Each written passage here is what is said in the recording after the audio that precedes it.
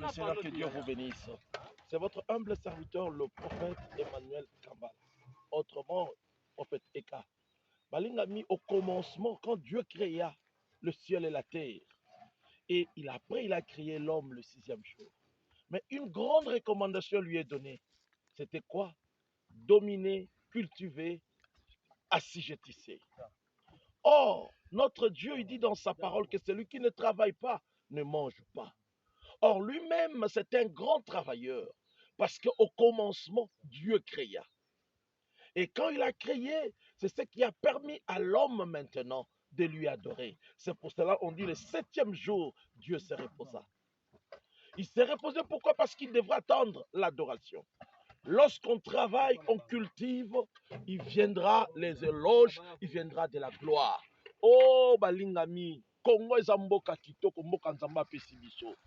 Bandeko na ngai, bino bato boza libanda, bino ba boza na moyen. Nous vous invitons de venir investir au Congo. Il y a encore de la place, il y a de la terre. Aujourd'hui, nous pleurons que les gens souffrent. Nous pleurons que notre pays, il y a de la pauvreté, il y a de la famine. Laissez-moi te dire une chose. Ce n'est pas seulement l'État qui fait développer un pays, mais le secteur privé aussi. En collaboration avec l'État, ils peuvent développer un pays. C'est pour cela que je vous invite. Développer un pays, ce n'est pas seulement en puisant, en prenant des diamants. Or, en cultivant, c'est ce qui amène le pays à la grandeur. Je vous demande, bien-aimés dans le Seigneur, regardez cette terre. C'est là, t'attends. Parce que Dieu a dit cultiver, assujettisser et dominer. Lorsqu'on sait travailler la terre, bien-aimés, on donnera de belles, de bonnes choses à nos peuples, à nos frères. Nous avons besoin de vous. Bino ba ibosa na poto. Kongo mboka na bino, mboka ya Lumumba, mboka ya Kasavubu, mboka ya Echau, mboka ya Kimbangu. Eza na posa na yo. Eza na posa na yo oya. Olona. Tolongola kaka kotalela ba politicien. Ndeko nanga mutuko yozo somba. 30 000, 40 000, 20 000. 20 000 wana soko ozwi yango utiliser na mabele na bino awa. Kosomba mabele za eloko mwakasi te. Zwa mabele lona 20 000 wana lobi ekolesa bato ebele. Nazo yebisa yo.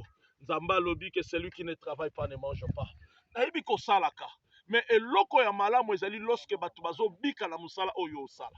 Eloko ya malamu ezali lorsque bato baza ko utiliser mayele na yo, mayele oyo oza nango e bénéficier na bato mosusu.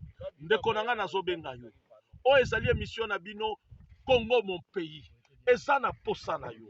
Congo eza na posa na yo. Mayele oyo ozwi libanda, mayele makasi oyo oza nango eza na bosenga ocha yango na kati na Congo. Nazo yebisa yo, Congo eza mboka kitoko, mboka ya Lumumba, mboka ya Kasavubu, mboka ya Etienne Tshisekedi, mboka oyo eza na posa na yo. Yaka ndeko na ngai, yoka lolaka, totika distraction ba politicien. Oh ngana lingi boyete, oh boyete ba welela ka pouvoir. Mais kolia toko banozelaka epa na bango banda to banda kozela ba promesse yaka te. Ekokisamaka pe te. Mais soki yo nanga tozwi décision tokolonga mboka oyo. Boya tosunga mokonzi ya mboka. Comme azana likanisi ya mboka ekende liboso. Boya tochai maboko. Tochai maboko na lolenge nini? Tolona. Tochai maboko na lolenge nini? To transformer Congo na biso. Po tozelaki ba américain, tozelaki ba belge, tozelaki ba français, bango ba mona ba intérêt na bango eza coltan, eza uranium, eza ba biloko kili pétrole. Mais nazo yebisa yo, Congo eza mboka na yo, eza na posa na yo. Yaka tolatisa Congo elamba sika. Ndeko nanga sika ezali yo, yoka lolaka ya Congo, Congo eza na posa na yo. Tika nkolo pambola bino, ba nyonso bokolanda émission oyo. Oh, bobosanga kobenga biso te, nzamba lobi cultiver. Ce qui est cultivé, tokolonga, tokolesa mboka oyo. Nga nazondima ke Congo elatela mbasika. Mbote pa ibiozali.